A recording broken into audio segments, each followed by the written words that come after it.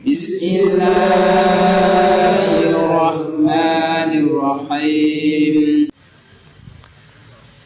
Assalamualaikum warahmatullahi wabarakatuh.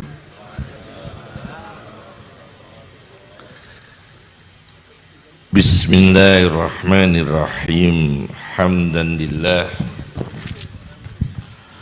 salatan wassalaman ala sayyidina Muhammad ibn Abdillah Rasulillah wa ala alihi wa sahbihi wa man tabi'a hudah, amma ba'd. Para habaib, para sadah yang saya muliakan, segenap para kiai, para ulama,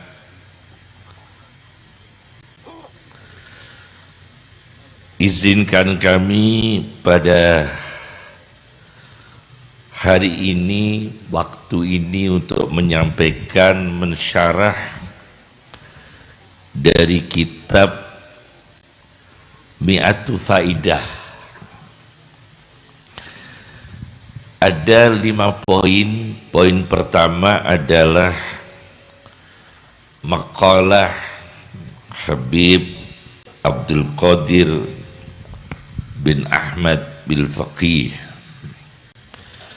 di kitab Mi'atu Faidah yang disusun oleh Habib Abdurrahman bin Abdillah bil Faqih di halaman 5.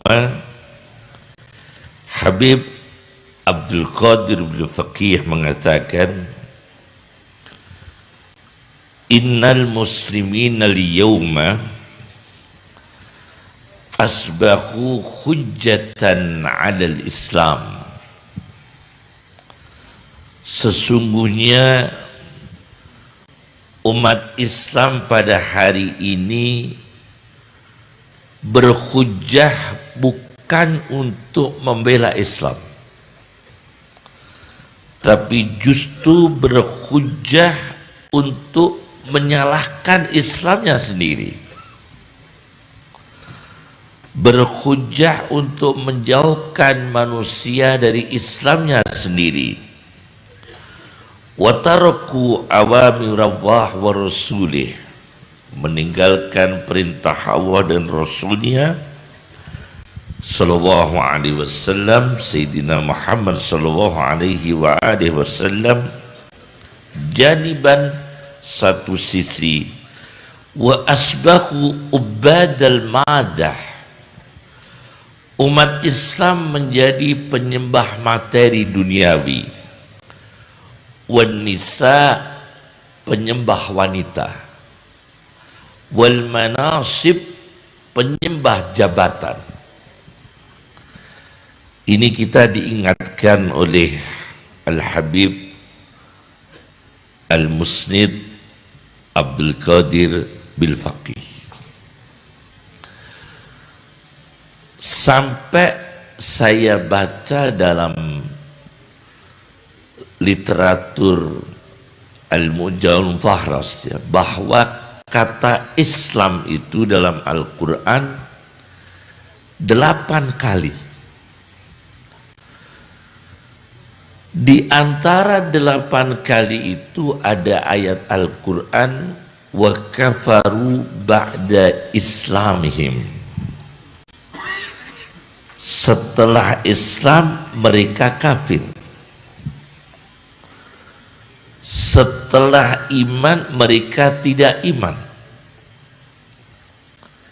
Ini kita diingatkan akan kelunturan agama kita sendiri.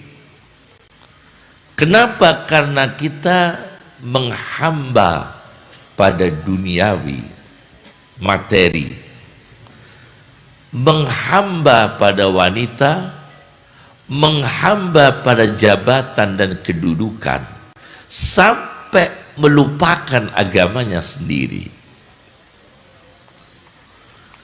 Saya baca dalam kitab Syu'abul Iman karya Al-Baihaqi, bahwa ada satu kejadian yang ditulis, dijelaskan oleh Muhammad Abdurrahim bahwa ada seorang pemuda yang jihad dalam peperangan membela Islam, hafal Quran, ahli qiyamul lail, ahli ibadah, ahli fikih, membela Islam. Dalam perjalanan perjuangan perang melawan Romawi, pemuda ini tertarik oleh perempuan cantik Romawi. Akhirnya pemuda ini seorang yang faqih, hafidul Quran.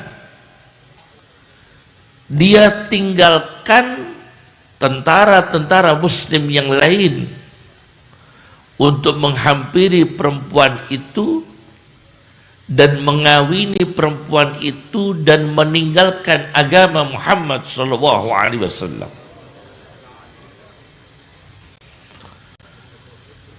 Dan pada akhirnya peperangan antara Islam dan Romawi masih berjalan.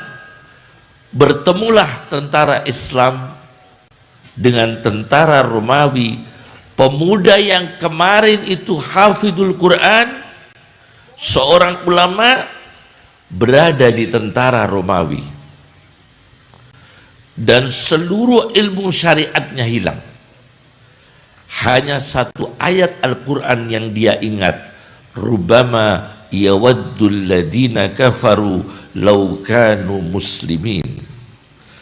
Dia berandai-andai menjadi orang Islam lagi. Rubama yawaddul ladina kafaru law kanu muslimin. Karena tergoda wanita, hafalan Qur'annya hilang, agamanya hilang, sampai dia berada di tentara Romawi, meninggalkan tentara Islam. Ini sudah diingatkan oleh Al-Kutub Al-Musnid Habib Abdul Qadir bin Ahmad bil Faqih. Yang kedua, Habib Abdul Qadir bil Faqih mengatakan tentang pentingnya ilmu. Pertama agama, yang kedua ilmu. Beliau katakan dalam kitab Mi'atul Faidah, fakullama zadat mahabbatuhu lil ilmi zadat insaniyatuhu. Maka apabila manusia itu tambah cinta ilmu, tambah cinta kemanusiaannya. Saya menulis sebuah kitab, kami menulis sebuah kitab Al-Insaniyah min Turasi Afghanistan wa Fadailiha, untuk humanistik, kemanusiaan, perdamaian. Saya bersama Mejen Arif Rahman, Duta Besar Afghanistan untuk keamanan, supaya manusia cinta damai. Di sini disebutkan fakullama zadat mahabbatuhu lil ilmi zadat insaniyatuh. Apabila manusia cinta ilmu, tambah cinta ilmu, tambah kemanusiaannya. Seorang ahli hadis, Ibnu Asakir, menulis sebuah kitab Tarikh Madinah Dimasqa. Saya punya di rumah Tarikh Madinah Dimasqa itu yang cetakan baru 80 jilid. Saya baca di jilid 73 halaman 181. Abdullah bin Abbas pernah dadanya itu disentuh oleh tangan Rasulullah SAW. Jadi tangannya Rasulullah menyentuh dadanya Abdullah bin Abbas. Sejuknya tangan Rasulullah itu sampai tembus ke belakang punggung Abdullah bin Abbas. Kemudian Rasulullah mendoakan, ini penting sekali supaya anak-anak kita berilmu, supaya santri-santri kita berilmu, supaya kita sendiri berilmu. Rasulullah mendoakan transfer ilmu. Doa Nabi, Allahumma ukhshu jawfahu hukman wa ilma. Allahumma ukhshu jawfahu hukman wa ilma. Ya Allah, isilah perutnya Abdullah bin Abbas kebijaksanaan dan ilmu pengetahuan. Jadi disentuh tangan Nabi menyentuh dadanya Abdullah bin Abbas, sejuknya tembus sampai di belakang punggung. Kemudian Nabi berdoa, Allahumma ukhshu jawfahu hukman wa ilma. Maka kita ikuti itu, santri kita, anak-anak kita sentuh dadanya, kemudian kita doakan Allahumma ukhshu jawfahu hukman wa ilma. Ya Allah, isilah perut anak saya, isilah perut santri saya, isilah perut cucu saya, isilah perut murid saya, anak saya Abdullah bin Abbas hukman wa ilma, bijaksana dan ilmu pengetahuan. Jadi ilmu itu luar biasa. Seorang ahli hadis, Abdul Azim Al-Mundiri, yang punya kitab At-Targhib At-Tarhib, ketika anaknya meninggal dunia, beliau sedang mengajar di madrasah. Beliau perintah supaya jenazahnya diantarkan ke kelas madrasah. Saya disibuk ilmu, tolong jenazah anak saya bawa ke sini ke madrasah. Setelah dibawa ke madrasah, beliau nyolati dalam kelas. Setelah menyolati, tolong jenazah ini segera makamkan, aku lanjutkan pelajaran madrasah. Begitu ilmu itu. Beliau tidak, bayangkan kalau kita sendiri, keluarga kita meninggal kira-kira libur enggak? Ustadz sekarang itu belum sakit sudah bilang awakku kudu loro. Akhirnya enggak ngajar, awakku kudu loro. Belum loro sudah kudu loro. Itu orang dulu, ilmu. Yang ketiga, Habib Abdul Qadir bil Faqih. Ini menarik sekali. Kalau berada di dalam majelis, ada orang bicara bisnis duniawi, peternakan, perdagangan, uang, jabatan, beliau ngantuk.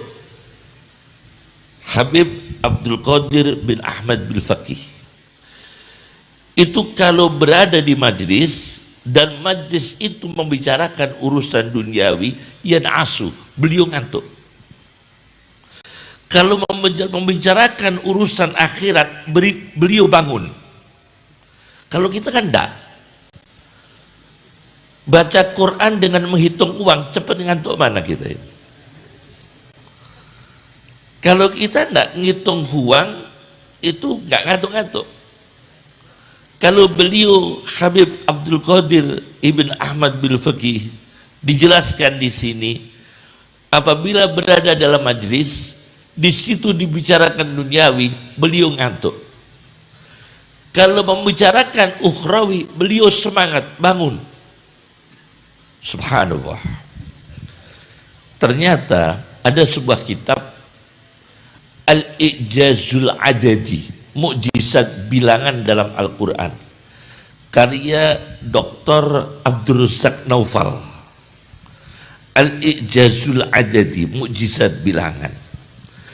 Dalam Al-Quran itu kata akhirat itu disebut 115 kali. Sedangkan kata dunia disebut 115 kali, sama. Di dalam Al-Quran kata dunia 115 kali, sedangkan kata akhirat 115 kali dalam bilangan yang sama. Ini luar biasa.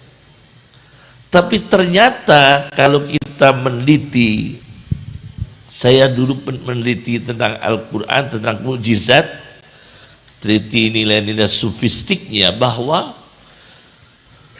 ternyata duniawi ini kita sangat-sangat diberikan lampu kuning dan merah oleh Al-Quran untuk jangan terjebak dengan fitnah dunia.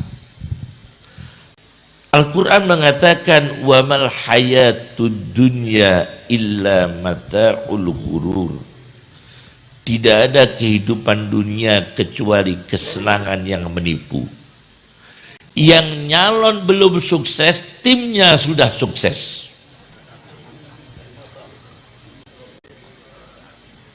Yang nyalon tuh belum sukses, timnya sudah sukses. Karena uangnya tidak dibagikan.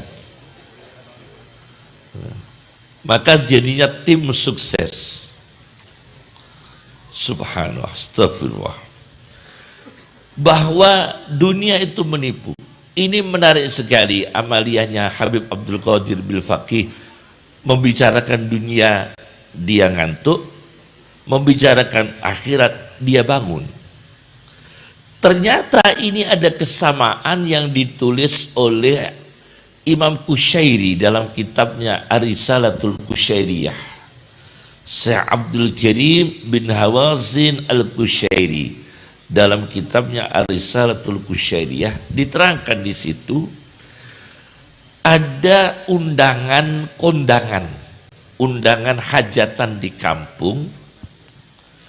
Seorang kiai, seorang ulama, seorang syekh diundang di sana, tertidur, ngantuk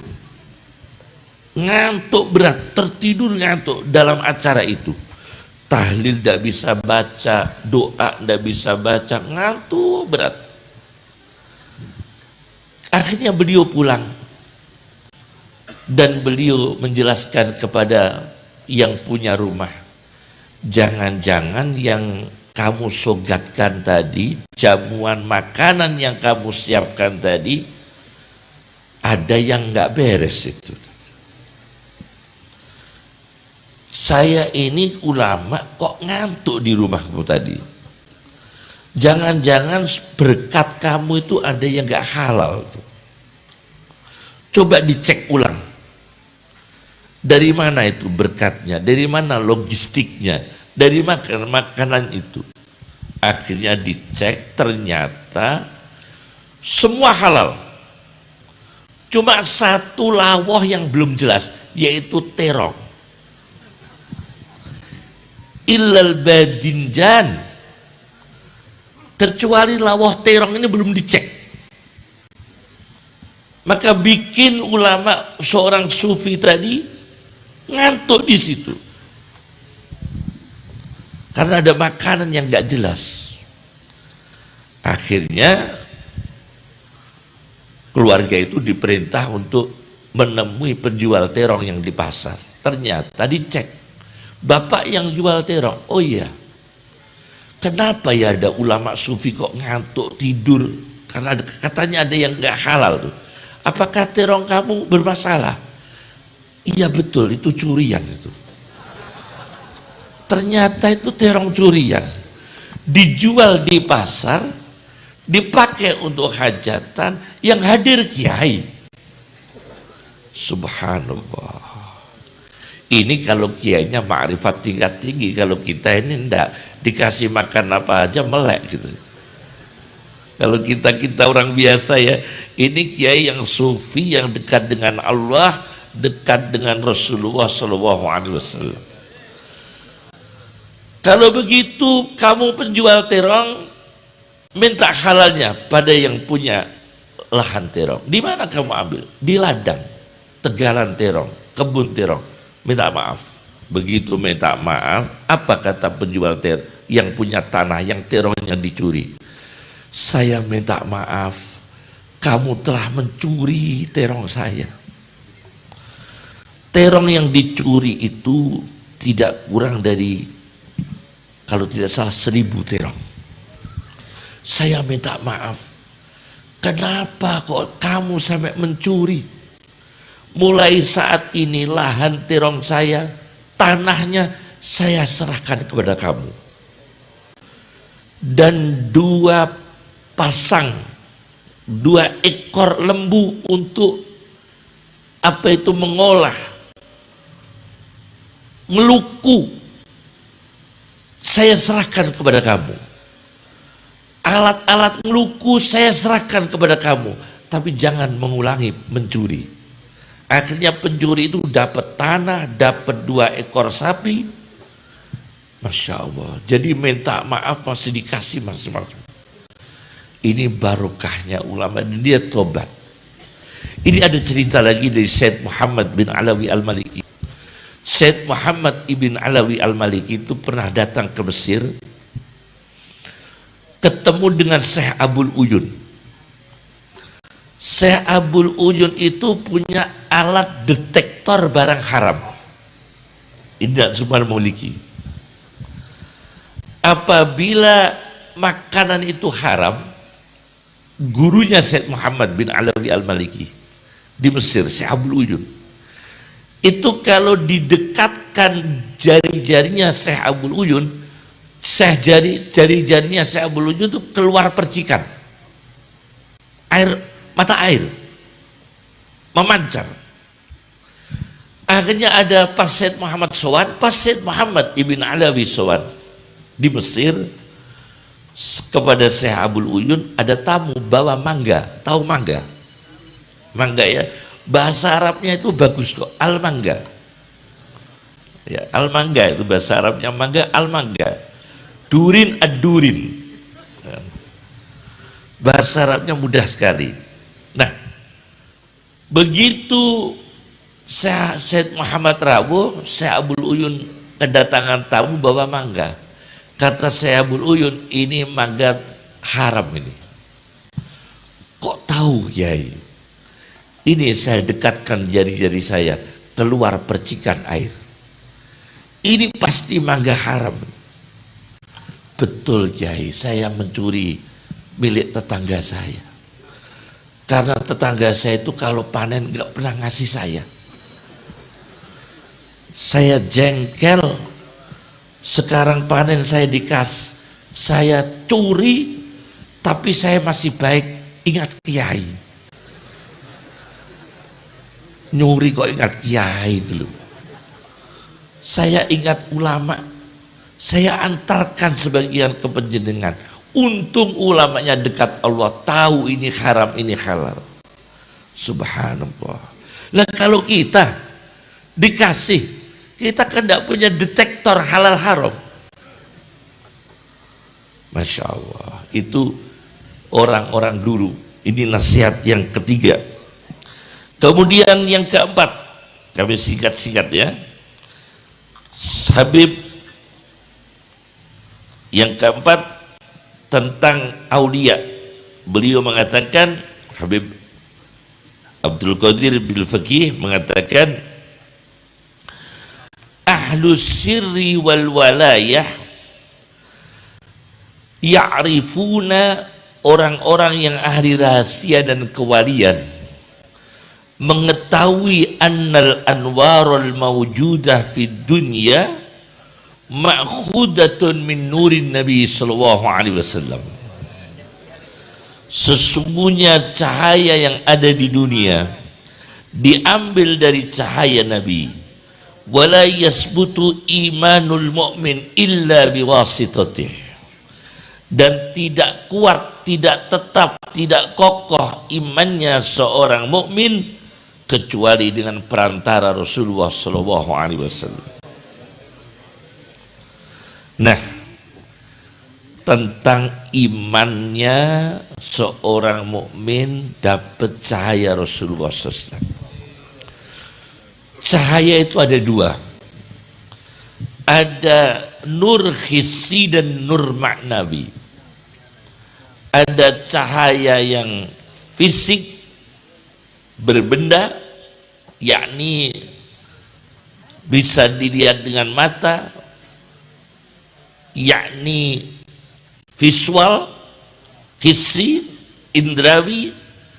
Ada cahaya maknawi yang tidak kelihatan mata, seperti ilmu itu cahaya tapi tidak kelihatan mata, ikhlas cahaya tidak kelihatan mata, khusyuk cahaya tidak kelihatan mata, qanaah cahaya tidak kelihatan mata, sabar cahaya tidak kelihatan mata. Itu nur-nur semua. Nah, saya baca dalam kitab Tajul A'ros. Ini kitab pasti terkenal di kalangan para habaib. Tajul A'ros karya As-Sayyid Ali bin Husain Al-Attas. Beliau bercerita ada seorang habib di India. Seorang habib, seorang sayyid di India. Di dalam kitab Tajul A'ros, Habib Muhammad Al-Attas. Habib Muhammad Al-Attas Az-Zanqali. Beliau pernah disowani atau ketemu raja India yang bukan muslim, bersalaman. Beliau Habib Muhammad Al-Attas di India bersalaman dengan raja India, raja Malikun min mulukil Hindi, bukan muslim rajanya itu, salaman dengan Habib Muhammad Al-Attas di India. Setelah raja India itu mati, meninggal dunia, tradisi di India dibakar, krematorium dibakar. Dia biasa di sana kan ya, jenazah dibakar. Jenazahnya raja India dibakar di India, semua terbakar kecuali tangan yang bersalaman dengan Syekh Habib Muhammad Al-Attas. Ini ada dalam kitab Tajul A'ros. Kepalanya terbakar, perutnya terbakar, tangannya terbakar, kakinya terbakar. Hanya satu yang tidak terbakar, yaitu tangan yang berjabatan tangan dengan Habib Muhammad Al-Attas di India. Akhirnya tangan ini dilindungi di India, dibikin bangunan gubbah untuk menyimpan tangan tadi di India, menyimpan tangan tadi yang tidak bisa dibakar. Berkahnya dengan izin Allah, semua dengan izin Allah. Berkahnya dengan izin Allah, tangan ini pernah bersentuhan dengan Habib Muhammad Al-Attas. Ini cahaya, cahaya kekuatan, cahaya iman, cahaya ihsan. Maka kita ini membutuhkan cahaya para ulama, cahaya para habaib, cahaya para kiai, semua saling melengkapi. Tidak ada yang sempurna, semua saling melengkapi. Subhanallah.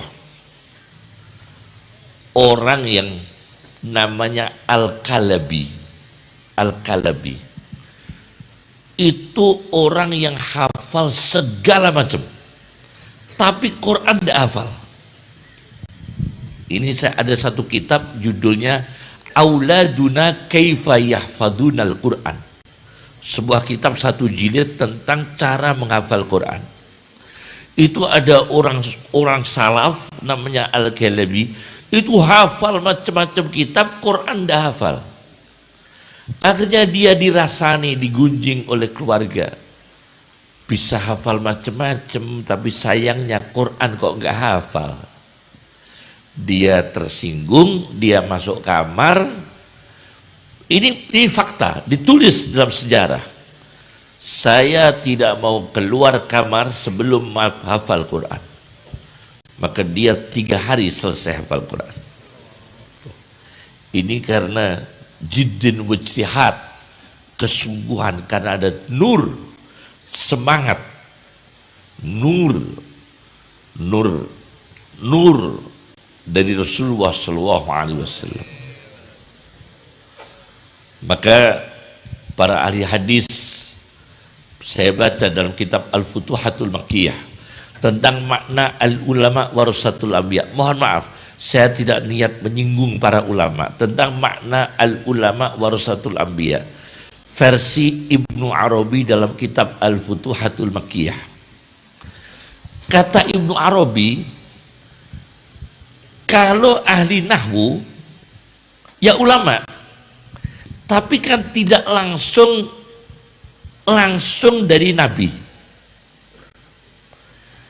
Ahli fikih itu ulama, tapi tek-tek fikih itu bukan dari Nabi. Maka Ibnu Arabi dalam kitabnya Al-Futuhatul Makkiyah itu kalau warasatul anbiya yang langsung itu ahli hadis, karena ilmunya kan langsung apa yang disampaikan Nabi. Seperti kita dapat tinggalan sertifikat Malang, masa kita punya tanahnya di Jombang, sertifikatnya Malang? Kan tidak mungkin. Kalau yang dari Nabi ilmunya hadis, sunnah. Maka Ibnu Arabi mengatakan al-ulama warasatul anbiya itu dikhususkan ahlu hadis. Mohon maaf, bahkan beliau seorang sufi tidak masukkan sufi. Sufi itu diantara ilmu-ilmu yang diwariskan Rasulullah SAW, yang sudah melalui ijtihadnya para orang-orang yang muqarrabin, memberikan teknis-teknis dzikir, riyadhah, memberikan thariqah. Tapi yang langsung Rasulullah itu bentuk hadis, bentuk sunnah.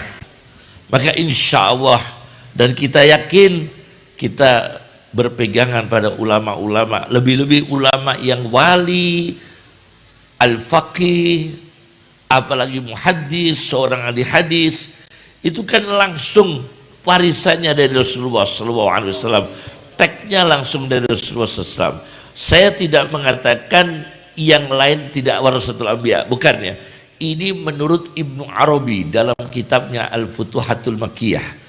Dia sendiri mengatakan tasawuf, saya sufi, tidak warasatul anbiya, karena ini sudah ilmu tasawuf yang ditemukan oleh muqarrabin, orang-orang ahli turuq, ahli thariqah. Tapi yang langsung Nabi, langsung itu kan hadis. Maka warisan itu hadis. Oleh karena itu al-ulama warasatul anbiya, beliau khususkan ahlul hadis. Ini mungkin agak aneh ya. Sementara kita ini Kiai Hasyim Asy'ari itu sangat terhormat di kalangan Nahdien karena beliau satu di antara para ulama yang muhaddis.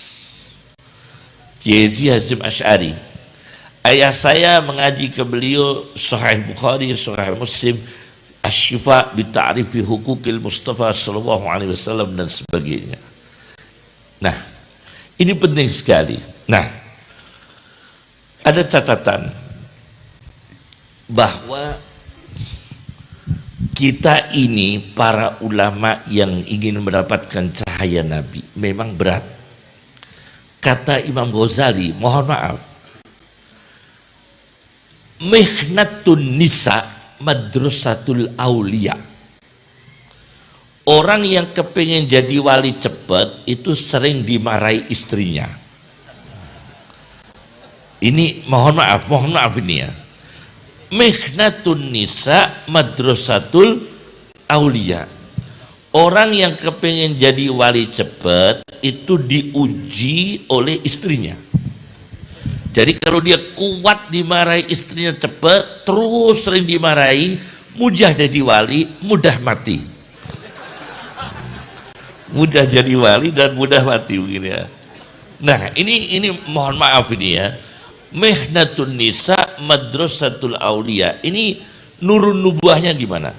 Karena ini kan tidak sampai kekuatan kita sama Rasulullah, nggak mungkin ya. Karena dalam surat Al-Ahzab ketika istri Nabi itu minta perhiasan, itu diberikan dua opsi.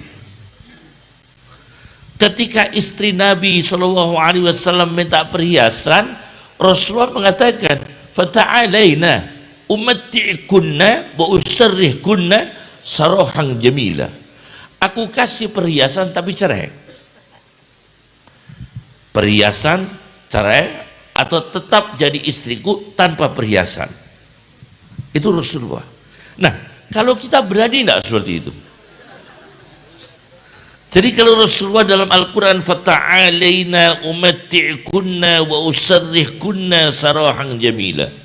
Sampai ada satu kitab, saya baca satu kitab, Sofahat min Sobril Ulama, satu jilid tentang kumpulan para ulama yang dimarahi istrinya. Itu satu jilid. Ada satu kitab, Sofahat.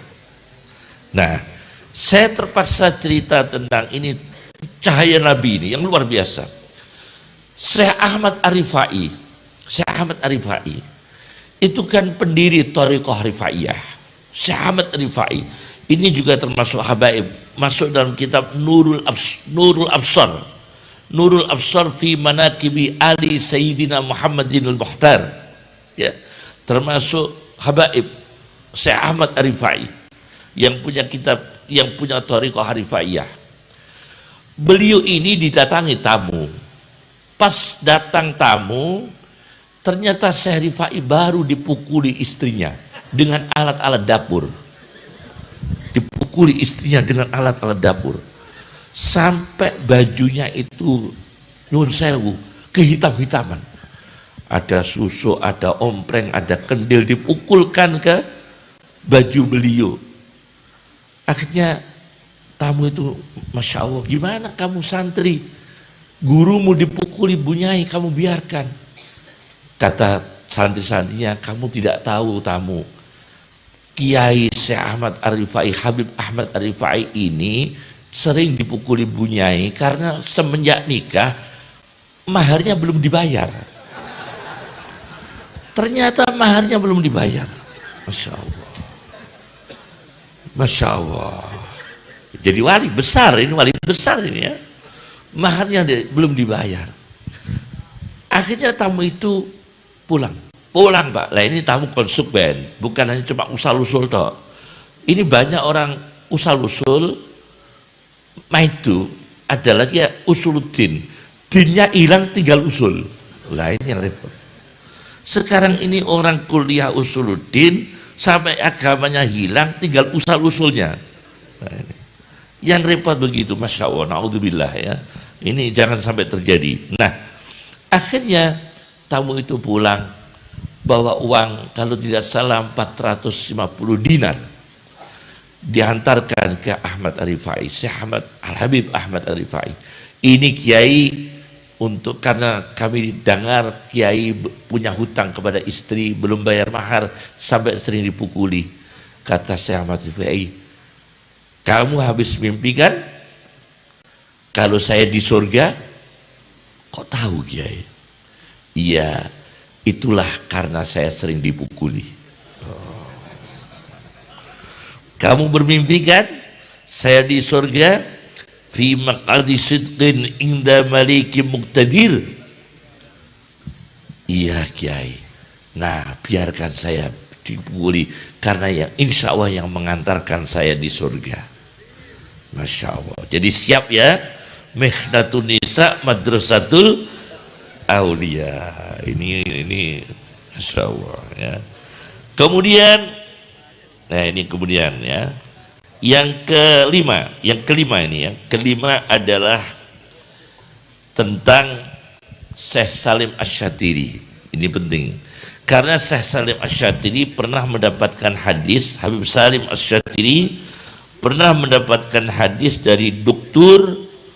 Habib Al-Muhaddis Abdullah Ibn Abdul Qadir Bil Faqih. Ini saya bawa dari kitab Al-Fawaidus Syatiriyah. Syekh Habib Salim Asy-Syatiri pernah datang di Malang. Dan ini saya bacakan hadisnya. Sebelum saya bacakan hadisnya, saya izinkan saya cerita kisah. Syekh Habib Salim Asy-Syatiri itu pernah cerita dalam kitab Al-Fawaidus Syatiriyah. Beliau cerita ada kapal di tengah laut, logistiknya itu tidak bisa dimakan karena tidak ada korek. Orangnya nggak ada yang bawa korek, adanya ikan laut mentah, tidak bisa dimakan. Penumpang-penumpang ini gelisah, nggak makan. Kata Syekh Salim Asy-Syatiri, Habib Salim Asy-Syatiri cerita dalam kitab Al-Fawaidus Syatiriyah. Akhirnya nahkoda ini ada cahaya kenabian. Nahkoda ini kok pinter, Pak. Tolong yang merasa pernah makan harta anak yatim untuk jujur. Loh, khusus yang pernah makan harta anak yatim, karena ini kapal ini penumpangnya nggak bisa makan, ikan lautnya mentah. Kita butuh api. Siapa yang merasa pernah makan harta anak yatim, tolong berdiri. Saya Kiai, saya Pak Nakoda. Sudah, kamu tiarap. Karena orang yang makan harta anak yatim, perutnya ada apinya. Innal ladzina ya'kuluna amwalal yatama dzulman innama ya'kuluna fi butunihim nar. Sesungguhnya orang-orang yang makan harta anak yatim dengan kedzaliman, mereka ini makan api di dalam perutnya. Tolong kamu terlentang, tidur. Terus diambilkan kain, ditaruh di mulutnya, tolong tiup. Begitu ditiup keluar api, Pak. Ini Habib Salim Asy-Syatiri cerita. Keluar api, akhirnya apinya dipakai untuk membakar ikan di laut. Membakar ikan di kapal itu. Dan seluruh penumpang itu bisa makan ikan. Ini ceritanya Habib Salim Asy-Syatiri dalam kitab Al-Fawaidus Syatiriyah. Ini karena apa? Ada nurun nubuah. Karena dia kan takwil itu kan.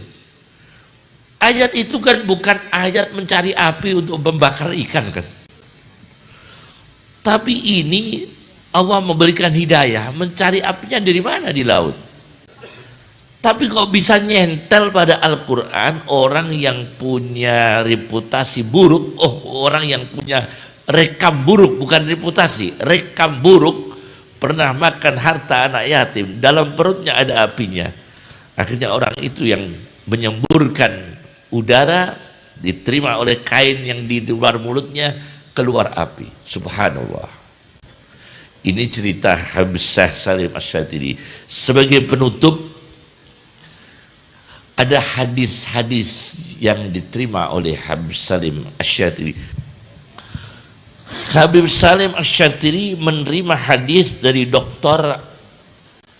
Abdullah ibn Habib Abdul Qadir ibn Ahmad bil Faqih. Hadisnya begini, ini hadisnya panjang, saya ambil sebagian karena panjang. Orang yang mencapai umur panjang, semoga kita diberikan umur panjang yang barokah.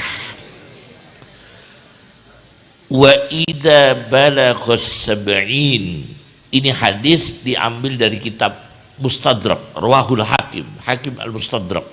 Dulu kami sorokkan dengan ayah saya Mustadrak, Sunan Baihaqi, Kutubus Sittah dan syarah-syarah hadis ya.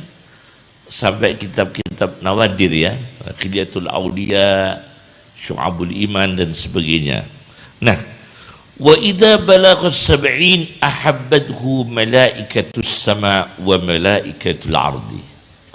Orang yang mukmin umurnya mencapai 70 tahun akan dicintai malaikat langit dan malaikat bumi. Sabda Rasulullah SAW. Semoga umur kita ini dipanjangkan dengan barokah. Kalau ingin panjang umur jangan nyebul lilin. Ingin panjang umur itu dengan silaturahim, dengan sedekah, dengan bersiwak, dengan sholat duha, dengan silaturahim, dan dengan apa? Membaca Quran dengan melihat mata. Itu menguatkan saraf. Membaca Al-Quran dengan melihat mata supaya saraf kita kuat. Bukan alladzina kanat a'yunuhum fi ghita'in, bukan mata yang tertutup dari dzikir.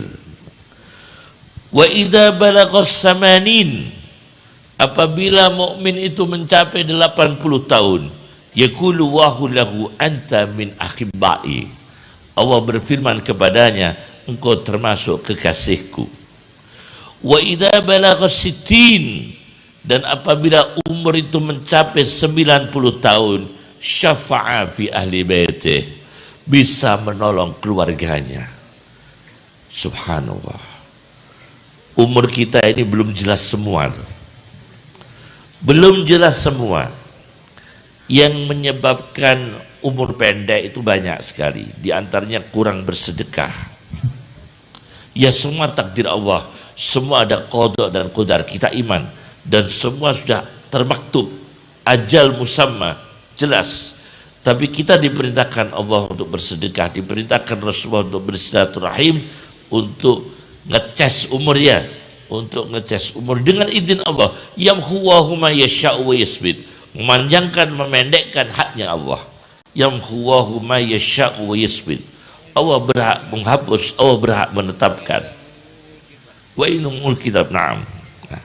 Nah, oleh karena itu kita yang umurnya pendek, kita yang umurnya belum jelas, mohon maaf saya ralat, kita yang umurnya belum jelas, saya pernah ditanya Habib, menyun sewu, sama orang, sering saya ceritakan di bis, Gus, kenapa ya kiai kok sering loro? Pertanyaannya kan aneh. Kiai kok sering sakit tuh gimana Gus ya? Ya saya mau jawab, ya sungkan, karena saya kiai. Dijawab oleh dia sendiri, karena kalau makan enak tidak pernah nawari orang. Karena kalau makan enak tidak pernah nawari orang. Berarti kita harus bersedekah. Wa idza kalau mencapai 90 tahun, syafa'a fi ahli baiti, bisa mensyafaati, atau syafa'a bitahfif fi ahli baiti. Wa idza balaqal mi'ah, mencapai 100 tahun, summiya habibullah, diberikan julukan, diberikan gelar nama, dicintai Allah. Wa haqqun 'ala Allah alla yu'adziba habibah, dan nyata Allah tidak menyiksa kekasihnya. Ini hadis diterima oleh Habib Salim Asy-Syatiri dari amlahu alaina, bahkan mendikte amlahu alaina ad-Doktor Abdullah Abdul Qadir bil Faqih fi Malang di Indonesia. Ini dalam kitab An-Nawa itu dalam kitab Al-Fawaidus Syatiriyah. Ya, ini jelas ya. Amlahu alaina, mendikte kepada kami, Ad-Doktor Abdullah Abdul Qadir bil Faqih fi Malang di Indonesia. Jadi ketika Habib Salim Asy-Syatiri datang, dapat hadis ini. Inilah yang bisa saya sampaikan, semoga bermanfaat. Terakhir dari kami, ini masa pemilu, kita doakan baik negara kita ini. Calon-calon presiden, kita doakan baik, semoga mereka ini jadi semua. Maksudnya jadi orang soleh semua. Maksudnya jadi orang yang adil semua. Maksudnya jadi orang yang dibimbing Allah semua. Karena kita tidak tahu takdirnya mana yang jadi. Maka kita doakan adil semua, diberikan sifat yang teladan semua, hukman wa ilma, diberikan kearifan semua, dibimbing oleh Allah semua, diberikan rasa sayang, marhamah kepada bangsa semua, diberikan orang yang mencintai agamanya, menjaga, melestarikan apa yang ditinggalkan Rasulullah SAW. Kita doakan semua calon-calon, kita doakan semua Kita punya pilihan, tetap punya pilihan. Cuma kita doakan semua dibimbing oleh Allah. Kenapa? Itu teologinya, tauhidnya begitu. Karena nanti kalau kita mendoakan baik cuma satu calon, ternyata nggak jadi. Yang dua kita doakan buruk, ternyata jadi. Gimana? Maka kita doakan, kita punya pilihan, tapi semua didoakan dibimbing Allah. Didoakan diberikan hidayah oleh Allah. Dijadikan manusia yang adil oleh Allah. Diberikan anugerah oleh Allah. Siapapun orangnya. Sampai ada orang nyalon. Ngapunten. Ada orang nyalon tuh pasang nyon saya pesen gambar. Itu kepalanya di bawah. Dia sengaja pesen gambar kepalanya di bawah, ditulisi jungkir balik demi rakyat.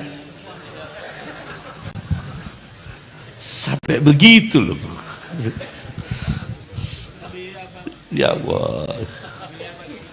Iya, dia nyalon DPR atau apa ya, dia pesennya gambar sengaja kepalanya di bawah, dibalik. Kepalanya itu di bawah, ditumpek gini dan ditulisi jungkir balik demi rakyat. Sampai ada, kita doakan baik semua dan negara kita dilindungi oleh Allah semua, diberikan rukun, diberikan damai, ulamanya, habaibnya, TNI, Polri, ilmuannya, pengusahanya, umat Islam, bangsa dan negara diberikan anugerah oleh Allah, diberikan hidayah oleh Allah, lima yuhibbuhu wa yardah, pada apa yang dicintai Allah dan apa yang diridhai Allah Subhanahu wa taala. Inilah yang bisa saya sampaikan. Mohon maaf atas banyaknya kekurangan dari kami. Cukup dari kami. Afwan. Assalamualaikum warahmatullahi wabarakatuh.